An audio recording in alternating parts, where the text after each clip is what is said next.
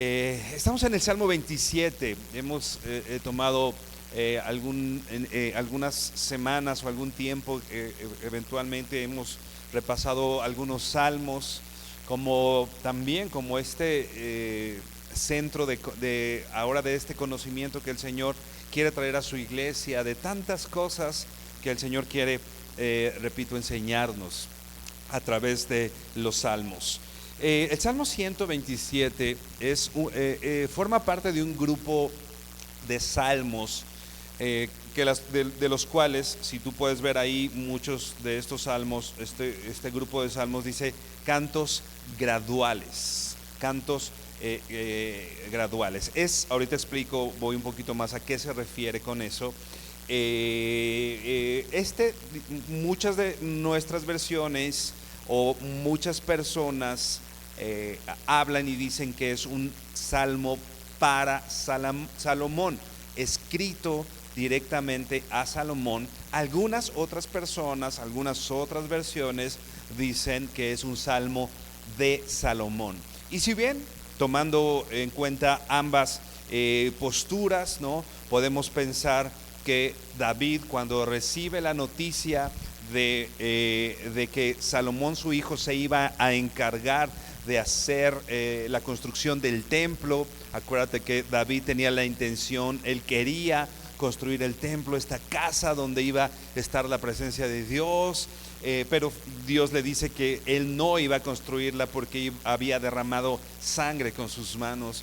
Entonces le dice que más bien su hijo iba a hacer esto. Y en ese contexto, ¿no?, es que podría ser que David escribe este salmo, o pensando que Salomón lo escribió, podría ser también en el mismo contexto, con la influencia de su padre, con la influencia que él había recibido, la enseñanza de su padre, el rey David, y en el contexto otra vez de el templo que iba a ser construido por manos de Salomón, o que él iba a guiar, ¿no?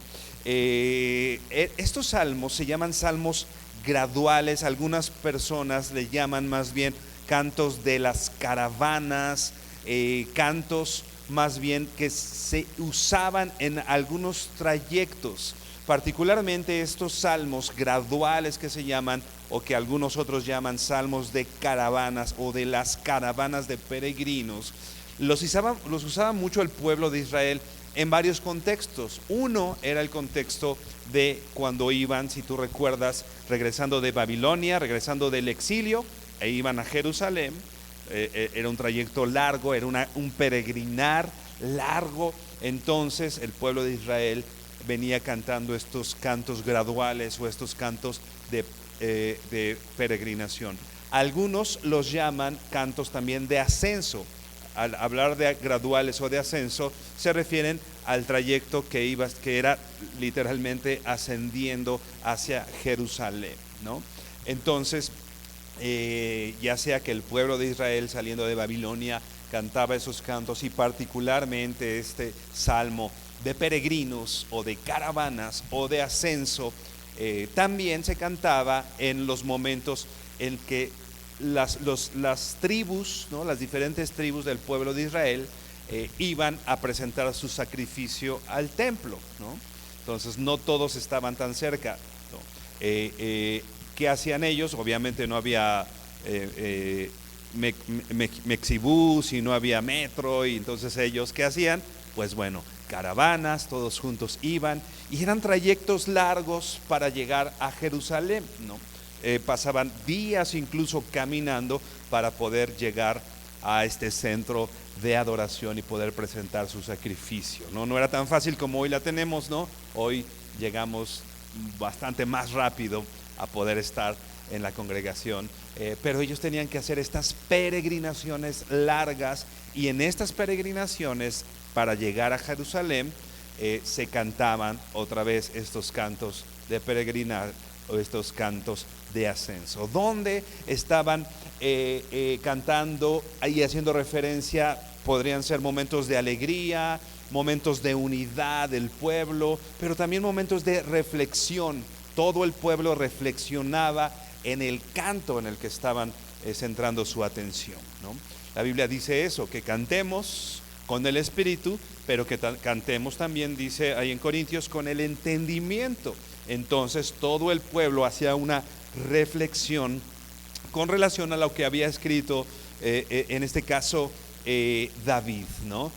Reflexionaban, tomaban estos momentos de introspección como pueblo, como una introspección, reflexión colectiva, pensando en lo que con cosas cotidianas, como vamos a ver hoy, el trabajo, la familia, los hijos, reflexionaban en la obra del Señor antes de venir a ofrendar o ofrecer estos sacrificios o traer estas ofrendas a Jerusalén, ¿no?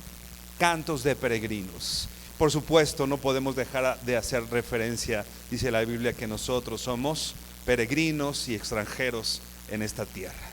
Nosotros estamos peregrinando, nosotros aquí estamos solamente de paso, ¿no? Por eso la Biblia dice: no te hagas demasiados tesoros, no te arraigues demasiado en esta tierra, porque tú y yo somos peregrinos, somos extranjeros. Dice la Biblia que nuestra nación es la nación celestial y que un día nosotros vamos a estar en esa nación celestial. Así que nuestro arraigo, nuestra esperanza no está en esta tierra, nosotros solamente estamos en una caravana, ¿no? Todos juntos, en un peregrinar que como iglesia, que como familia estamos llevando a cabo, pero mientras tanto juntos reflexionamos en lo que el Señor ha hecho por nosotros y en el orden de nuestras prioridades.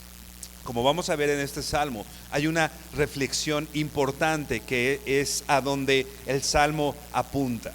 El salmo apunta que nosotros no podemos pensar que decidir cosas fuera del consejo de Dios, que llevar una vida fuera de lo que Dios ha dicho, el no considerar a Dios en todos nuestros caminos como hijos de Dios, como pueblo de Dios, definitivamente no nos puede ir bien. Muchas veces nosotros pensamos cuando llegamos a Cristo, ¿no?, que más bien Cristo se tiene que adaptar a nuestra agenda, ¿no?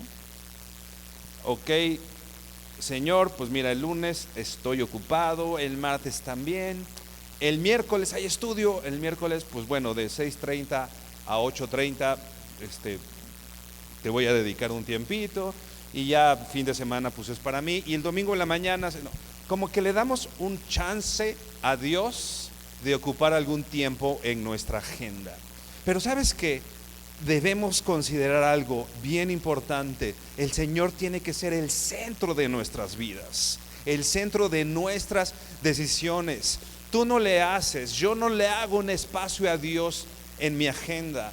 Dios debe ser mi agenda, Dios debe ser lo principal, y en medio de eso principal, bueno, debo ajustar cosas como el trabajo, mi familia, ciertas cosas, pero lo importante es Dios. El Señor decía también esto, ¿no? Para aquellos que viven, ya no vivan para sí, sino para aquel que murió y resucitó por ellos. Así que nuestra vida no nos pertenece, nuestra vida en realidad le pertenece a Cristo, y el centro de nuestras vidas es el Señor. Este salmo hace este llamado a poner atención justamente en eso. No podemos pretender, repito, que nos vaya bien, que tengamos una vida próspera, no, fuera de Dios, fuera del diseño de Dios. Vamos a leer entonces Salmo 127, verso 1, y dice así: si Jehová no edificare la casa, en vano trabajan los que la edifican.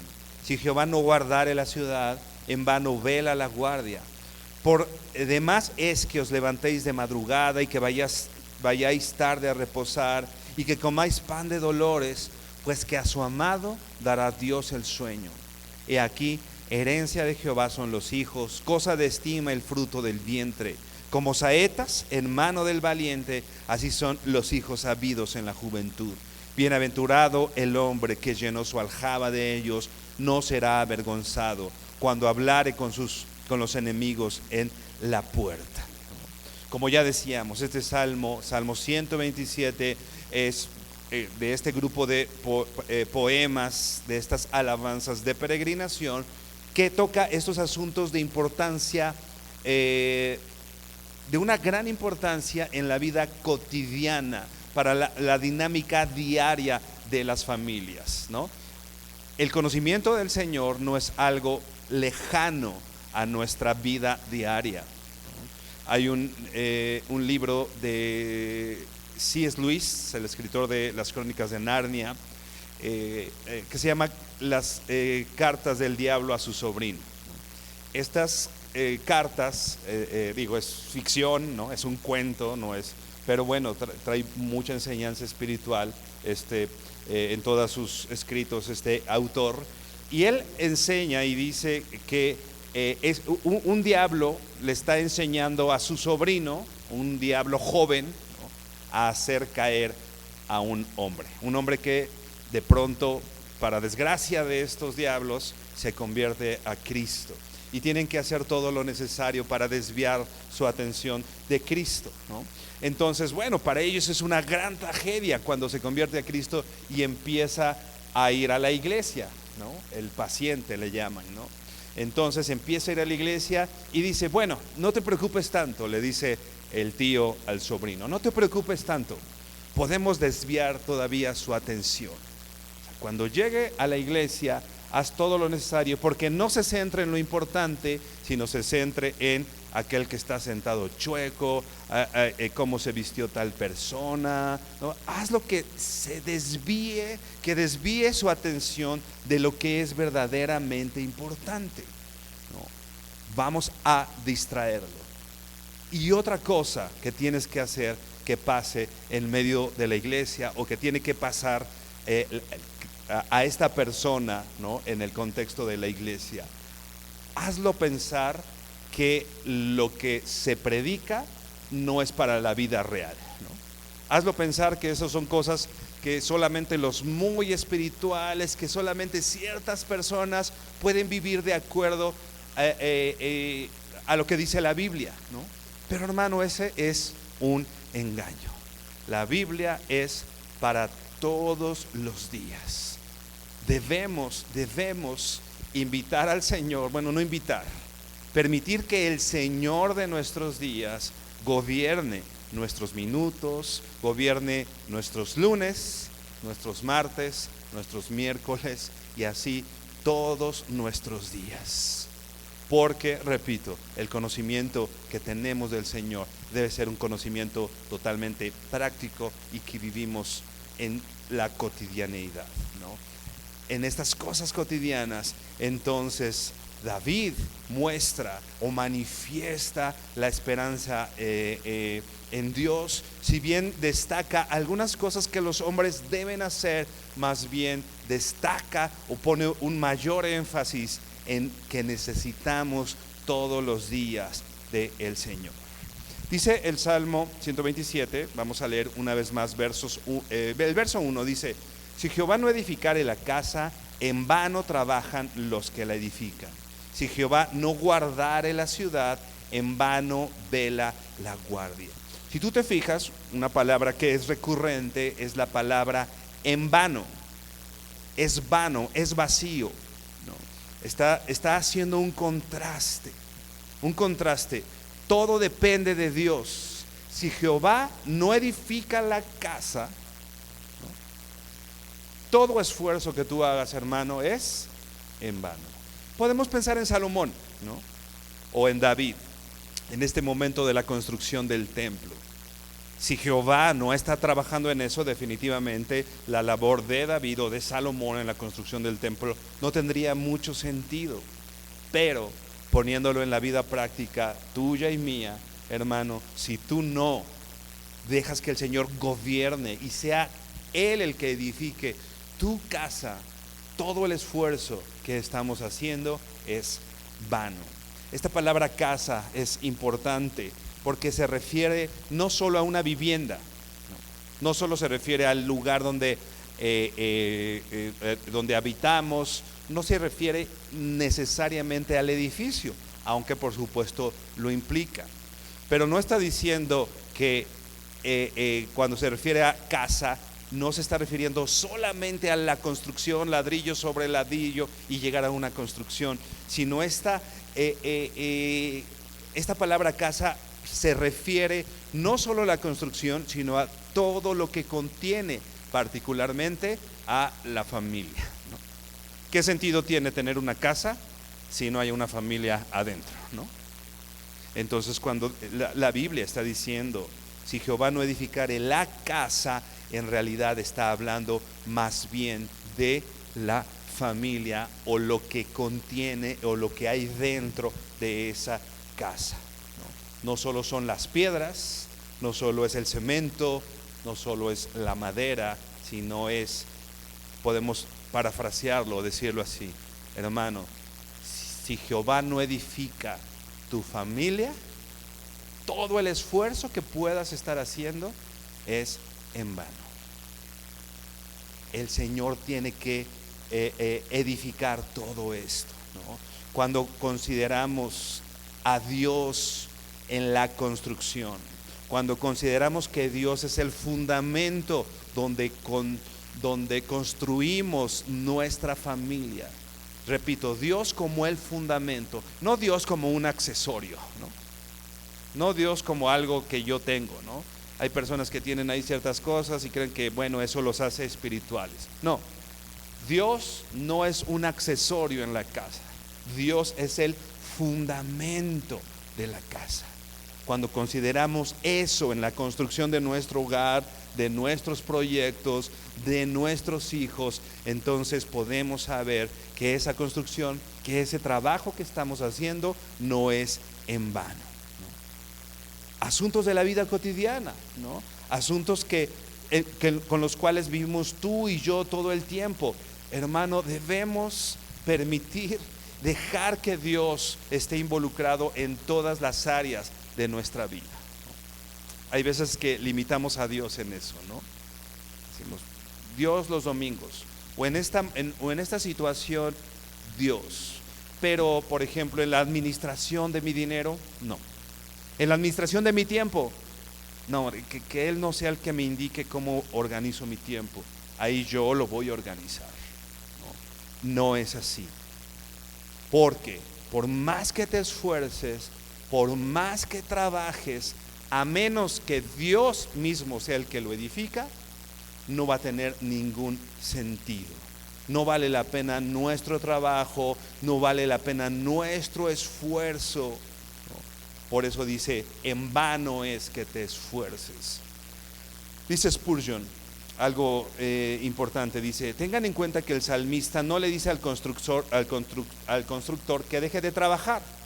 No sugiere a los vigilantes que deben dejar y descuidar su deber, sino más bien él está asumiendo que todos tienen que hacer su trabajo. El guardia tiene que estar guardiando, el cuidando. O sea, el salmista está asumiendo que todos estamos en la posición en la que debemos estar. Pero más bien, dice Spurgeon, prohíbe fijar nuestra confianza en lo que nosotros hemos hecho, ¿no? Y todo el esfuerzo de las personas puede convertirse en vacío, en vano, en un esfuerzo inútil, a menos que el Creador esté presente en eso, al menos que el Señor esté en nosotros. Por eso es importante recordar esto. Ve por favor a Proverbios 6:6, y en lo que llegas a Proverbios, esta palabra vano, esta palabra que se repite varias veces, literalmente quiere decir algo inútil, ¿no? Algo que va a llegar a la destrucción, una ilusión, una mentira. Esto quiere decir algo engañoso, literalmente. Puedes estar engañándote a ti mismo, pensando que estás trabajando muy duro por tu familia, pero si el Señor está ahí, ¿sabes qué? Si el Señor no está ahí, esto es un engaño, esto es una ilusión. Puedes tratar de esforzarte por darle lo mejor a tus hijos, pero si Dios no está ahí, esto es un engaño. Dice Spurgeon, no se trata de dejar de trabajar o de esforzarnos, ¿no?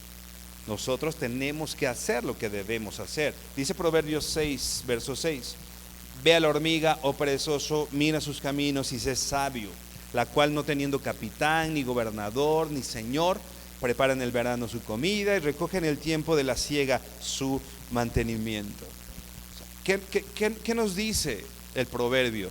Pon atención a lo que hace la hormiga, como aún la hormiga trabaja, dice, no, aún sin tener un capitán ni gobernador, prepara en el verano su comida, ¿no? La junta para que cuando llegue el invierno, la hormiga pueda tener un recurso. No está diciendo la hormiga debe dejar de trabajar. Nosotros lo que más bien debemos de hacer es pretender, dejar de pretender y pensar que la provisión viene de ese esfuerzo. Nuestra provisión viene de Dios. Y yo pudiera estar trabajando como la hormiga, pero si no está Dios en medio de eso, no tiene sentido. Dios con nosotros, mi esfuerzo tiene un fruto, mi trabajo tiene un fruto. Repito, no se trata de estar en la cama todo el día y pretender que Dios con eso va a proveer. Se trata que en medio de mi esfuerzo debo buscar que Dios esté. Si no, como dice Eclesiastés 1, versos 2 y 3, dice así. En la Nueva Traducción Viviente yo te lo voy a leer. Eclesiastés 1, 2 y 3 dice: nada tiene sentido, dice el maestro, ningún sentido en absoluto. ¿Qué obtiene la gente con trabajar tanto bajo el sol? ¿Qué es lo que obtienes? ¿Qué es lo que obtiene la gente de todo su esfuerzo, de todo su trabajo? Hermano, si Dios no está ahí, no tiene sentido todo esto. Regresa al Salmo 127. Vamos a leer una vez más. Si Jehová no edificare la casa, en vano trabajan los que edifican. Si Jehová no guardare la ciudad, en vano vela la guardia. Puedes estar esforzando por traer protección a los tuyos, a tu casa. Podemos pensar que estamos haciendo las cosas bien, pero si el Señor no está ahí, nada tiene sentido. El mismo Señor Jesús decía: busca primero el reino de Dios y su justicia, y todo lo demás, ¿qué dice? Vendrá por añadidura. ¿Qué es nuestra labor como hijos de Dios? Busca primeramente el reino de Dios, que el gobierno de Dios sea establecido, y entonces Dios promete que todo lo que necesitamos va a venir como una añadidura. Pero el punto es que nosotros nos basamos buscando, trabajando, esforzándonos sin considerar. Yo te preguntaría, hablando particularmente del tiempo, por ejemplo, ¿cuánto tiempo tiene Dios de ti? ¿Cuánto tiempo le dedicas a Dios? Haciendo un análisis personal de la forma en la que vives, podría hacerse evidente que Dios es tu prioridad.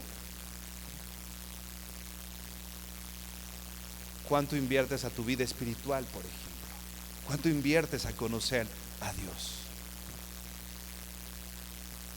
Gracias a Dios tenemos una iglesia, hay estudios lunes, martes, miércoles, bueno, prácticamente todos los días de la semana en diferentes horarios. Los domingos aquí temprano hay estudios bíblicos, ¿no? Tenemos, gracias a Dios, la predicación todos los domingos. Todos los miércoles hay un estudio a cual te invitamos. Todos los miércoles hay un estudio aquí. Pero a veces resulta tan fácil en esta época, ¿no?, que me llegue el estudio a mi casa, ¿no? Y si bien, por ejemplo, el Zoom es una herramienta que nos puede ayudar, ¿no?, que nos conecta, y bueno, es una herramienta buena. Yo doy varios estudios por Zoom y creo que es una herramienta buena, ¿no? Pero a veces nos acostumbramos a esa facilidad y así de, ir el miércoles, ¿no? ¿Por qué no? Mejor lo veo en YouTube, ¿no? Hermano, pasamos el servicio por YouTube y lo seguiremos pasando porque creemos que de esa manera llega a muchas personas y creemos que muchas personas a lo mejor que no tienen la posibilidad de venir a la iglesia, por ejemplo, ¿no? Que tienen alguna enfermedad, no sé, hay situaciones por las cuales hay personas que no pueden venir y los domingos hay una predicación que gracias a Dios se puede proveer en las páginas de Vida Nueva Nesa, ¿no? Pero hermano, debemos entender, ¿cuánto tiempo estás dedicando a tu vida espiritual? ¿Cuánto tiempo? En realidad hay un esfuerzo, ¿no? Ve a la hormiga o perezoso, ¿no? ¿Estás considerando a Dios en la administración de tu tiempo? Todos los días le dedicas tiempo a Dios, ¿no? Todas las semanas dedicas un tiempo a venir con tus hermanos y estar junto a tus hermanos y escuchar y ser enseñados y aprender juntos la palabra del Señor. Hermanos, si no consideramos a Dios primero, nada tiene sentido. Todo nuestro esfuerzo sería en vano. Busca primero el reino de Dios. Busca primero el reino de Dios y su justicia, y todo lo demás vendrá por añadidura. Hermano, la iglesia no es un trámite, ¿no? Ay, es domingo, pues bueno, ya cumplí, fui a la iglesia. No. Estar comprometidos con la iglesia, con un grupo de hermanos, estar comprometidos es estar comprometido también con el Señor. Y estar comprometidos finalmente con agradar y glorificar al Señor en todo.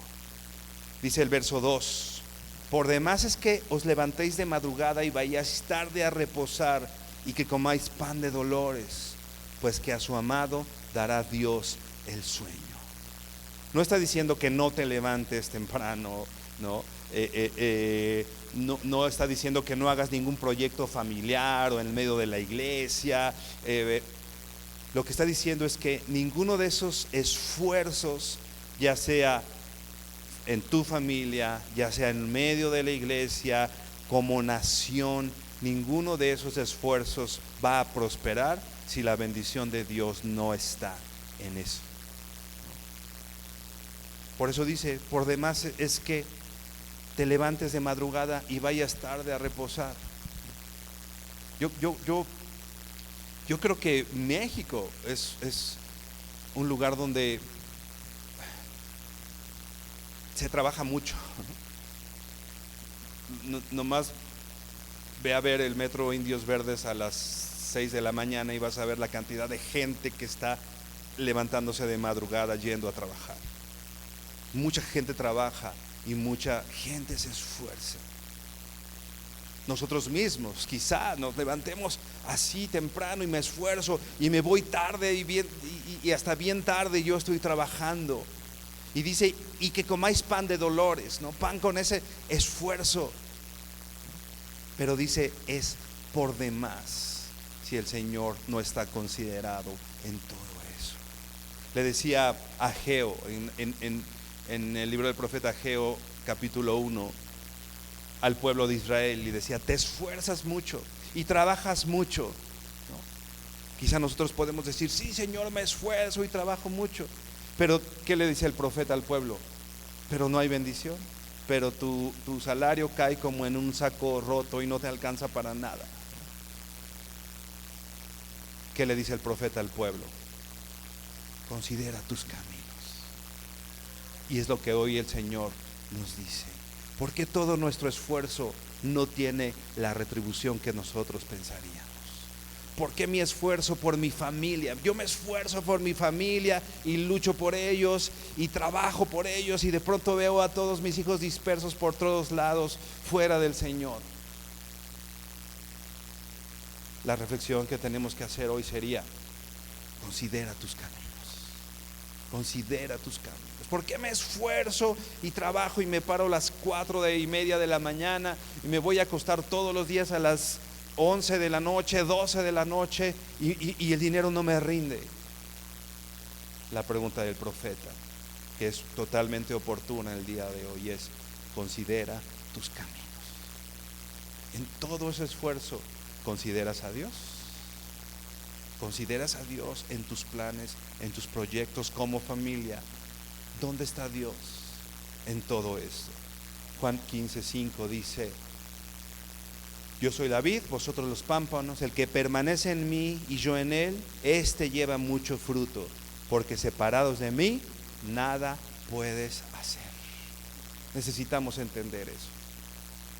¿Qué puede hacer la vid fuera, el pámpano fuera de la vid? Está condenado a morir, ¿no? Así nosotros, fuera del Señor, estamos condenados a morir.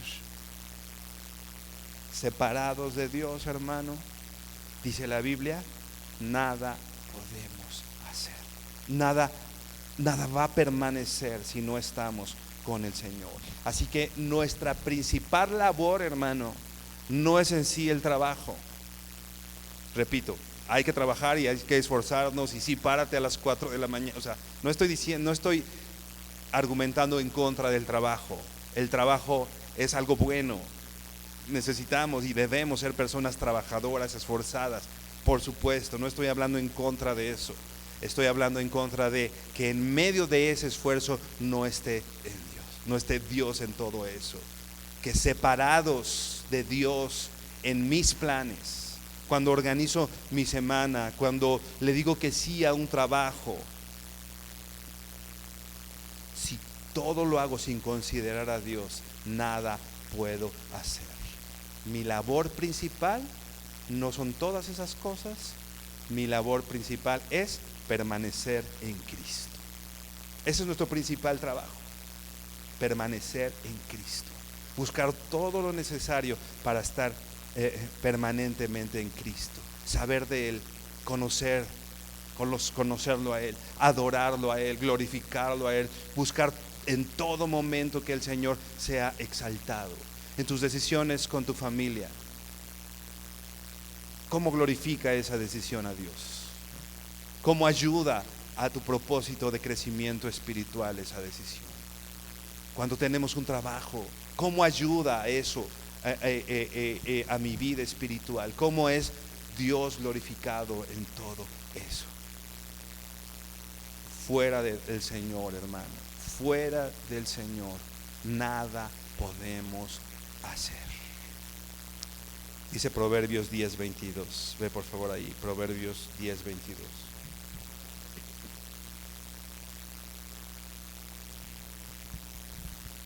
Te voy a leer la Nueva Versión Internacional.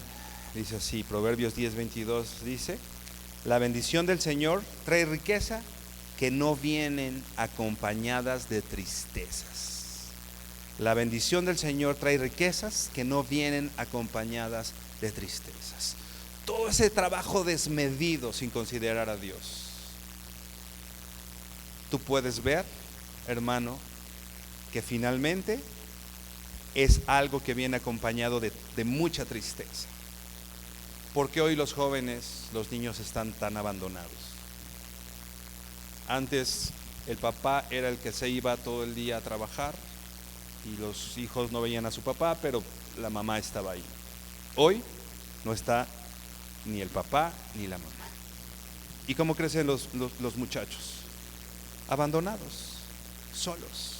Estaba leyendo unas estadísticas de abandono infantil, y en la estadística de abandono infantil, que son totalmente alarmantes, se plantea esto: niños abandonados por uno o por sus dos padres, ¿no? Cuando no está la presencia de ninguno de sus padres. Pero en esas estadísticas hay, por increíble que parezca, un apartado que dice niños abandonados que viven con sus padres. Niños que están en casa, que ven a su papá, que ven a su mamá en algún momento durante el día, pero que están siendo abandonados.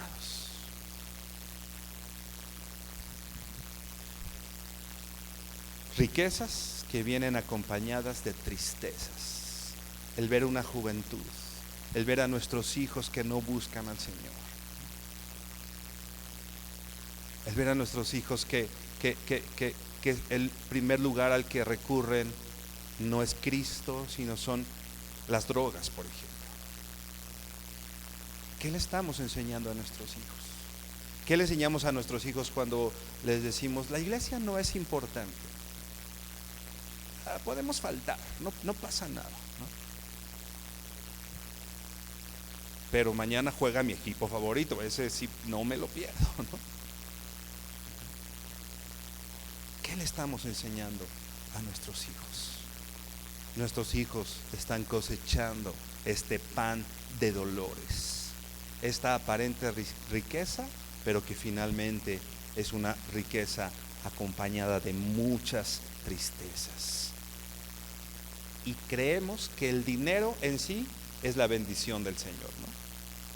Porque a veces decimos, tengo dinero, ¡ay, la bendición!, ¿no? Y relacionamos la bendición de Dios solamente al dinero. Pero ¿sabes qué? Muchas veces el dinero se puede volver en nuestra propia destrucción. Esta riqueza que viene acompañada de muchas tristezas. Regresa, dice el Salmo 127, verso 2, por demás es que te levantes de madrugada y vayas tarde a reposar. Y hay una expresión muy relacionada a lo que estamos diciendo, al pan de dolores, ¿no? Que dice aquí, y que comáis pan de dolores, a esta riqueza acompañada de tristezas. Por supuesto, pan de dolores quiere decir pan de dificultades. Pero ¿sabes qué? Llama mucho la atención que esta palabra que se ocupa aquí, pan de dolores, que quiere decir pan de dificultades o pan de mucho esfuerzo, del cansancio, esta palabra tiene que ver o tiene un sentido muy importante de idolatría. O sea, podríamos decir, usando esa traducción, que comes pan de idolatría, ¿no? Acuérdate, la idolatría es todo aquello que quita a Dios del trono en mi vida y pone algo más, ¿no? Hablábamos hace poco de la idolatría, ¿te acuerdas? Quito a Dios y Dios no es mi prioridad. Y por eso me llama mucho la atención que dice pan de dolores, pan de idolatría, un pan en donde todo mi esfuerzo, toda mi satisfacción y todo mi deseo está en algo que no es Dios.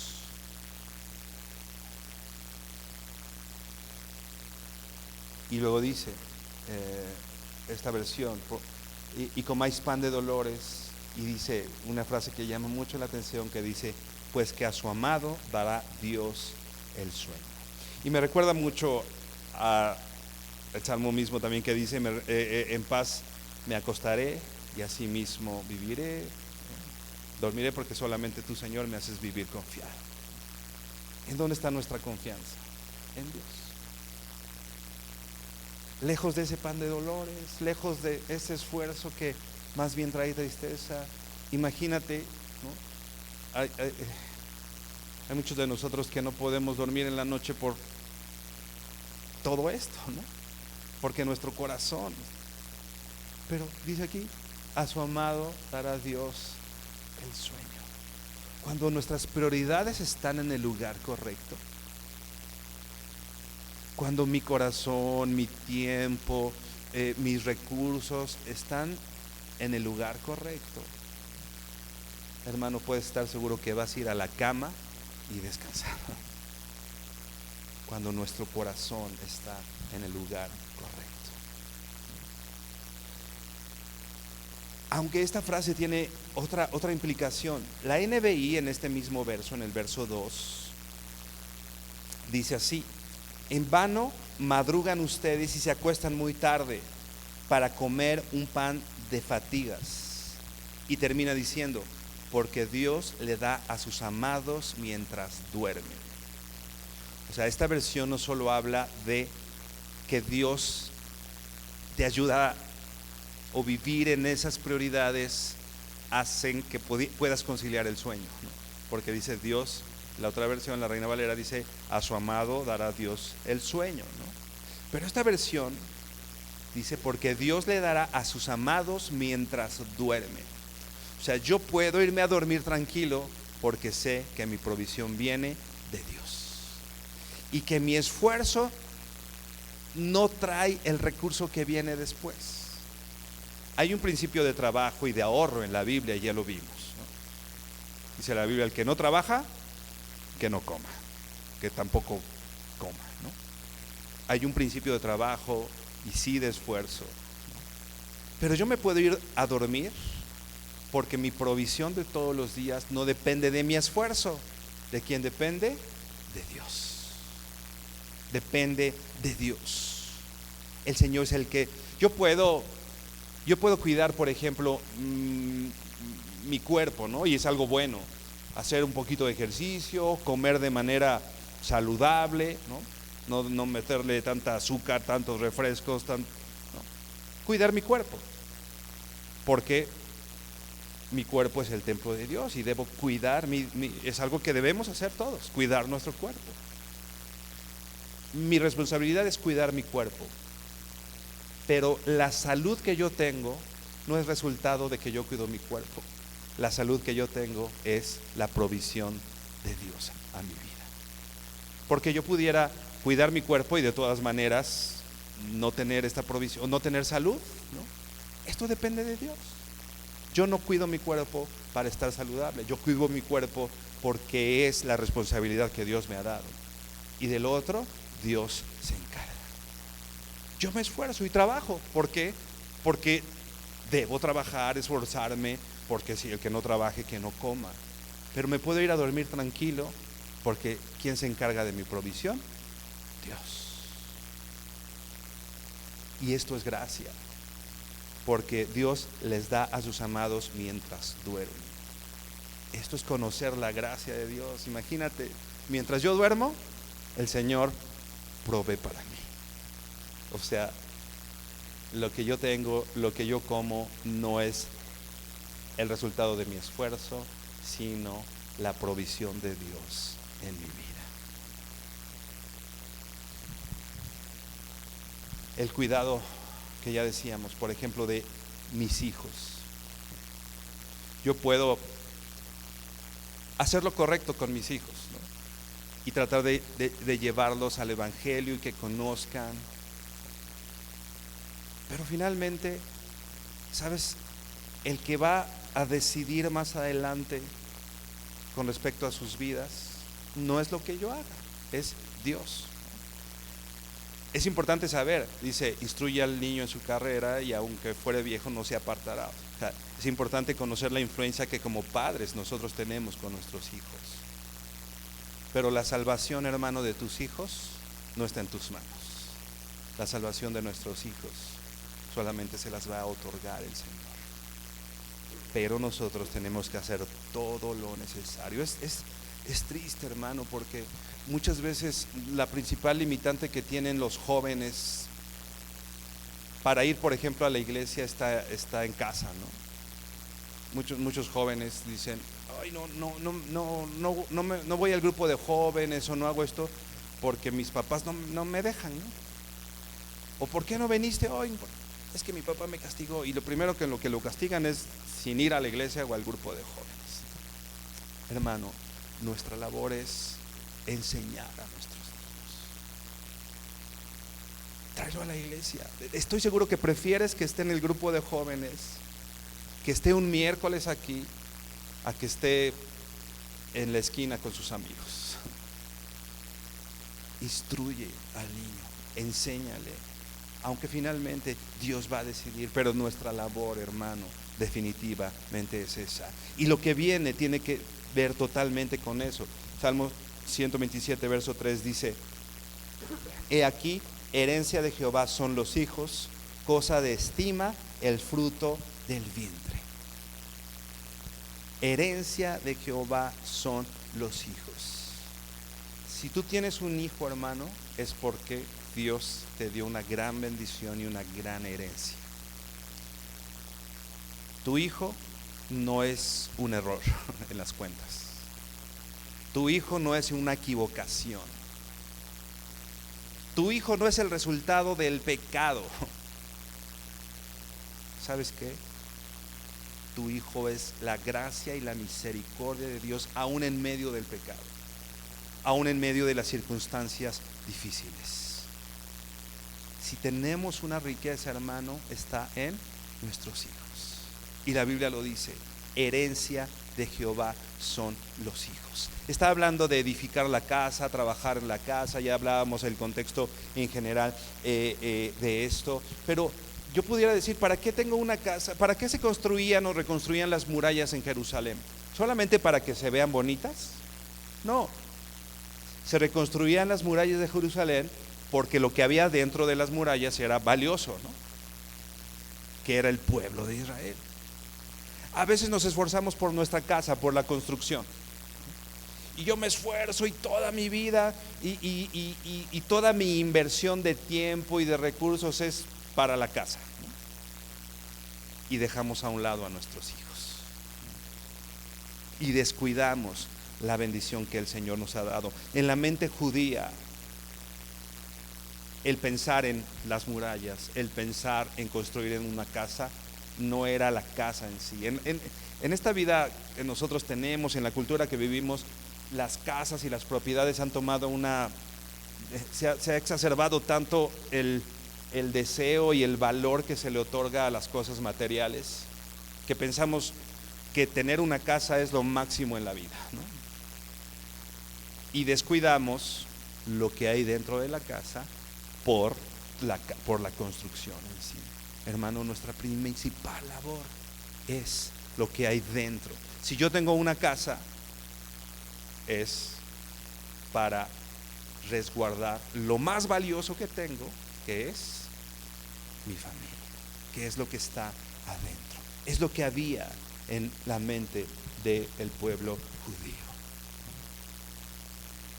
Nuestra familia, hermanos, es la herencia del Señor. Nuestros hijos no son un castigo, nuestros hijos no son una carga, nuestros hijos son el favor de Dios. Hoy muchas veces las personas dicen, ay, se embarazó, ¿no? Como si fuera algo totalmente malo, ¿no? Cuando es la misericordia de Dios, cuando es Dios trayendo bendición a nuestras vidas. Y repito, esa bendición, si nosotros los seres humanos somos expertos en las bendiciones de Dios, transformarlas en cosas malas, ¿no? Y hoy, incluso esa frase, ¿no? Hoy muchas personas dicen la bendición, pero no hacen referencia así a la bendición, así de que estén agradecidos por sino así como que hoy la bendición, ¿no? ¿Sí? Hermano, pongámosle atención a esas cosas. Decíamos de estos peregrinar para llegar a adorar al Señor, ¿te acuerdas? Lo decíamos al principio. El pueblo de Israel cantaba esto para llegar a presentar adoración a Jerusalén. Y se entiende que las personas iban con su familia. En realidad, los que iban eran familias para llevar adoración. Los padres llevando a sus hijos y enseñándoles. Vamos juntos. Era un trabajo colectivo de un pueblo. O sea, iban no solo los varones, no solo las mujeres, las mamás, iban familias. Y es lo que se está enseñando aquí. Llevaban a sus hijos, los enseñaban, los instruían. Y dice el verso 4, como saetas en manos del valiente, así son los hijos habidos en la juventud. Bienaventurado el hombre que llenó su aljaba de ellos, no será avergonzado cuando hablare con sus enemigos en la puerta, ¿no? Esto es contracultura. Hoy los hijos son un estorbo, estorban a mis planes, ¿no? Incluso mucha gente antes de que sus hijos nazcan los mata, ¿no? Cuando es la herencia y la bendición de Dios, como saetas en manos del valiente. Como saetas, son las armas, son el equipo que Dios te ha dado para presentar las buenas nuevas, para predicar el evangelio. En esos hijos que tú formes, que tú lleves, están futuros pastores, futuros misioneros. Hermano, ¿cuánto estamos cooperando en esto? No dejemos, hermano, a Dios fuera de las vidas de nuestros hijos. No seamos nosotros un estorbo para que nuestros hijos conozcan a Dios, ya sea en nuestro testimonio, ¿no?, en cómo reflejamos a Dios en ellos. Y no solo eso, no seamos un estorbo para que mi hijo venga a la iglesia, ¿no?, para que sirva al Señor, para que esté en este lugar seguro. ¿Hay muchos errores en la iglesia, hermano? Sí, los que quieras, pero la iglesia es el diseño de Dios. Y decíamos al principio, el Señor nos ha mandado a vivir en comunidad, como pueblo. Estos peregrinares era la adoración colectiva, todos juntos, como familias. Llegamos a la iglesia y en el centro de todo esto está Jesús. Y no podemos dejar a nuestros hijos a un lado, formarlos como saetas, como flechas. Y una bienaventuranza en el verso 5: bienaventurado el hombre que llenó su aljaba de ellos. Dice, no será avergonzado cuando hablare con los enemigos en la puerta. Dice la Biblia, ay del solo, ¿no? Ay del solo. Qué padre, qué bendición. De pronto tocan a la puerta y es, ay, ya es tarde, ¿no? Y el saber que ya tienes unos hijos atrás que sí, papá, ¿no?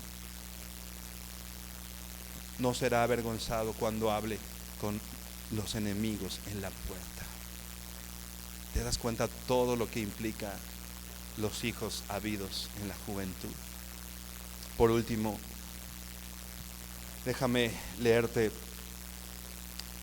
algo que también citaba Spurgeon. Dice, recuerdo un gran hombre que entró a mi casa y vi a mis hijos de pie, a todos mis hijos de pie, en el orden de su edad y estatura. Era un hombre con muchos hijos, tenía que acomodarlos por su edad y por su estatura, ¿no? O sea, no tenía dos, sino pues tenía varios hijos, ¿no? Y dice este hombre que entró a su casa, dice, estos son los que hacen pobres a los hombres ricos, ¿no? Porque dicen por ahí alguien, ¿no?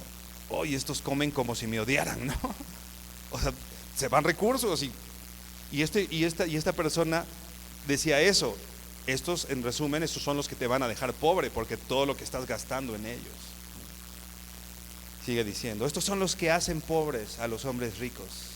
Pero recibió directamente esta respuesta: no, Señor, estos son los que hacen rico a un pobre hombre, porque no hay uno de estos de los que nos separaríamos por toda la riqueza del mundo. Estos son los que hacen rico a un pobre hombre, dice este hombre, porque no daría todas las riquezas del mundo por ninguno de ellos. Hermano, cuánta riqueza tenemos en lo que Dios nos ha dado. Cuánta riqueza tenemos en la familia que Dios nos ha dado. Hermano, en la construcción de nuestra casa, en la construcción de nuestra familia, en la construcción de nuestros proyectos de vida. Hermano, no dejemos a Dios de lado. En vano todo nuestro esfuerzo si Dios no es nuestra prioridad.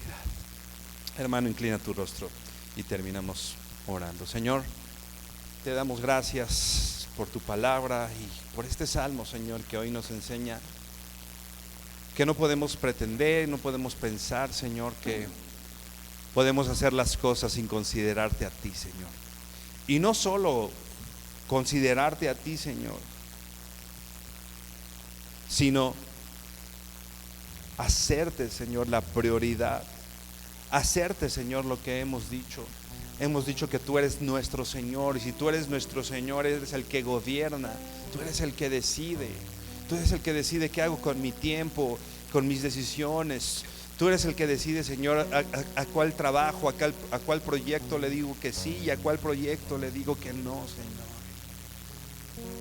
Tú eres la prioridad, Señor, en el uso de mi tiempo, de mis recursos, de mi dinero, de mis hijos, Señor. Y sobre todo, Señor, queremos orarte por esto, Dios. Señor, como sociedad, hemos dejado a nuestros hijos abandonados y los hemos hecho a un lado, Señor. Y la instrucción que reciben acerca de ti, Señor, no es la que nosotros les damos, Señor, sino esperamos que alguien más les dé, Señor. Y hemos experimentado comer el pan de dolores al ver a nuestros hijos, Señor, lejos de ti, Señor, lejos de tus caminos, Señor. Pero Dios, es que no los hemos instruido, porque tu promesa, Señor, es que si instruimos a nuestros hijos desde que son jóvenes, Señor, desde que son niños, tú edificarás ese camino, Señor, y no se apartarán de él. Enséñanos a guiarlos, Señor, a ponerlos en el lugar correcto, Dios, a ponerlos, Señor, en el lugar que tú quieres que estén, Dios. Dice tu palabra que es mejor un día dentro de tus atrios que 1000 fuera de ellos, Señor. Gracias por la iglesia que nos has dado, Dios. Es mejor, Señor, que mis hijos estén aquí que en cualquier otro lado, Padre. Permítenos guiarlos y llevarlos, Señor. Guiarlos a Cristo, guiarlos a ti, Señor. Que ellos puedan ver en nosotros ese deseo y esa pasión por servirte, por amarte, por las cosas, Señor, que tú nos has mandado a hacer, Dios. Te pedimos, Señor, no queremos dejarte a un lado como familias, como varones, como mujeres. No queremos dejarte a un lado como iglesia, Señor. No queremos dejarte a un lado, Señor, sino hacerte el centro y la prioridad, Señor, de nuestras vidas, Padre. Te damos gracias y te bendecimos en el nombre de tu Hijo Jesucristo. Amén y amén. Hermano, que el Señor te bendiga.